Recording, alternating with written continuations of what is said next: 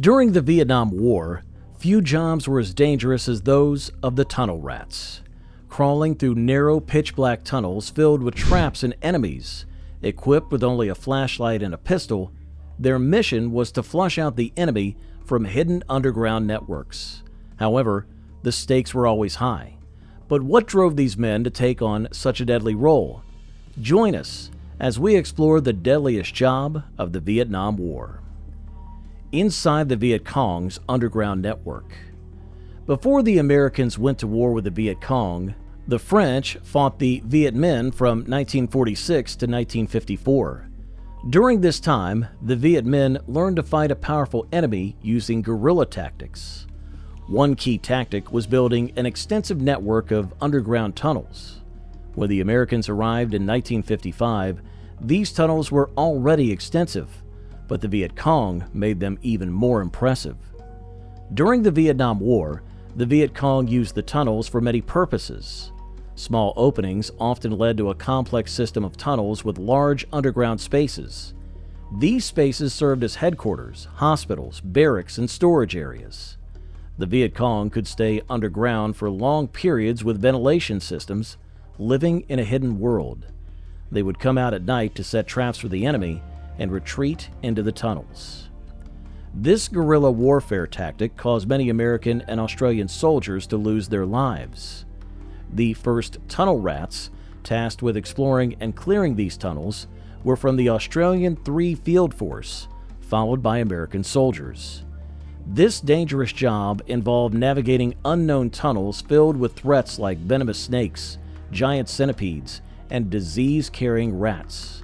Despite the danger, soldiers entered these tunnels to prevent more deaths from landmines and to find enemy weapons and supplies. There was a big problem with the weapons the tunnel rats could use. The tunnels were so narrow that they couldn't carry large guns. They usually had a small M1911 pistol or a M1917 revolver, a flashlight, a knife, and some explosives to destroy whatever they found. Picture a man crawling in the dark with a flashlight in one hand and a pistol in the other. He sees the enemy, shoots, and then hears only ringing in his ears. He's blinded by the flash, deafened by the noise, and the ground above starts to collapse. He needs to get out fast. What he doesn't know is that the Viet Cong have set traps, like poisonous gas. This tunnel rat didn't wear a gas mask because it made it hard to see. If the gas didn't get him, the tunnel might flood. The Viet Cong built some tunnels to flood if invaded. Sometimes the tunnels just collapsed due to poor construction. Only small soldiers could fit in these tunnels, usually not taller than 5 feet 5 inches tall. The job wasn't just in Vietnam. The U.S. Marine Corps and British Royal Marines used tunnel rats in Afghanistan as well. But let's stick with Vietnam for now. Life as a tunnel rat. On June the 11th, 1969, in Ba Ria City, a new tunnel rat arrived at a base in chaos. A few days before, a platoon hit a jumping jack mine, which killed 3 men and injured 24. Later, a personnel carrier hit another mine. It was the first time the new tunnel rat saw a dead body. The number 1 tunnel rat, Yogi, had been hit by mines twice. Despite his injuries, Yogi taught the new guy what to do. The job was dangerous, but it had to be done. This story is about an Australian combat engineer trained to be a tunnel rat. He thought he'd do more engineering and less fighting. He was wrong. He was trained in mine detection, disarming traps, and navigating tunnels. When he arrived in Vietnam, he walked into chaos, seeing the aftermath of a jumping jack mine explosion. His job was crucial: find and destroy the enemy's mines. He started as tunnel rat number 2, working with a partner. After 6 months, he became number 1. He heard that Yogi, a number 1 tunnel rat, had stepped on a mine but survived, which was rare. The fatality rate in their unit was 33%, making this one of the most dreaded jobs. The Americans aimed to destroy the tunnels from the outside rather than the inside. They thought if they dropped enough bombs on these suspected tunnels, they would collapse and suffocate anyone inside. They also tried spraying poisonous gases to kill the Viet Cong or flooding the tunnels to drown them.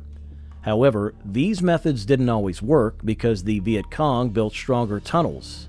They made them resistant to blast and flooding, and provided extra ventilation to counteract gases. They even constructed them in zigzag patterns to lessen the impact of explosions. This made the tunnel rats essential, as they were the only ones who could effectively tackle the tunnels. Surprisingly, most American soldiers who became tunnel rats volunteered for the job. It was dangerous, with threats from centipedes, snakes, and the risk of suffocating in a collapsed tunnel. So why did they volunteer? Some did it to prove their toughness. One soldier said that many tunnel rats had difficult lives back in the U.S. and wanted to prove their worth. They were not only useful, but incredibly brave. One tunnel rat, C.W. Bowman, said his fellow soldiers thought he was crazy. They even placed bets on whether he would come back alive each time he entered a tunnel. The tunnel rats had a simple approach: shoot first, ask questions later. They would shoot at anything they saw, usually firing 3 bullets before reloading to keep the enemy guessing. On one mission, a tunnel rat found a tunnel that was 120 feet long, leading to an area where the enemy cooked and slept. He found 8 rifle grenades, 40 pounds of salt, and 6,000 pounds of rice, all of which were destroyed. On another mission, he discovered cameras, films, printing presses, weapons, and ammunition. Despite these successes, the Americans struggled to win the war. Destroying one tunnel often meant that there were many more to take its place. Ho Chi Minh, North Vietnam's president, once said, "You can kill 10 of our men for every 1 we kill of yours. But even at those odds, you will lose and we will win." The Viet Cong used booby traps like punji stake traps, which killed many American soldiers. These traps had sharp bamboo spikes, often coated with poison or feces, that would injure soldiers, slowing down rescue efforts and giving the Viet Cong time to regroup and plan their next move. Dodging death in Viet Cong tunnels. The traps used by the Viet Cong were terrifying and seriously affected morale. Ho Chi Minh predicted correctly that these traps would hinder American victory. There were various types of traps. For instance, a tunnel rat might accidentally trigger a tripwire, causing the tunnel to collapse on them.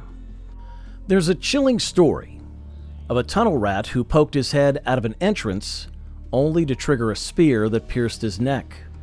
Some traps resembled something out of an Indiana Jones movie, like a tripwire in a tunnel that could release a spiked concrete ball. Lieutenant Jack Flowers described encountering a different type of trap. His comrade triggered a tripwire in a tunnel, causing a box filled with scorpions to fall on him. Snakes were also used.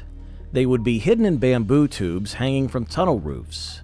If a soldier bumped into the bamboo, the snake would strike his face.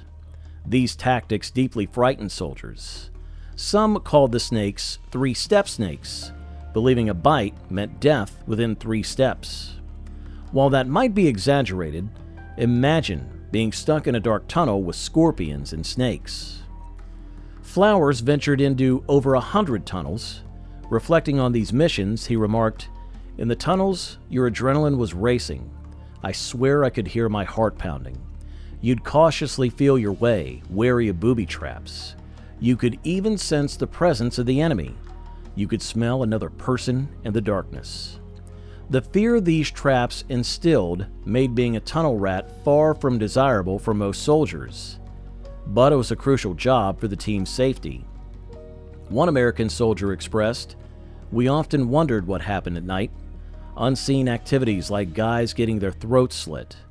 We never knew where these enemies emerged from. Exploring every tunnel was essential to alleviate the psychological stress of the unknown enemy lurking nearby."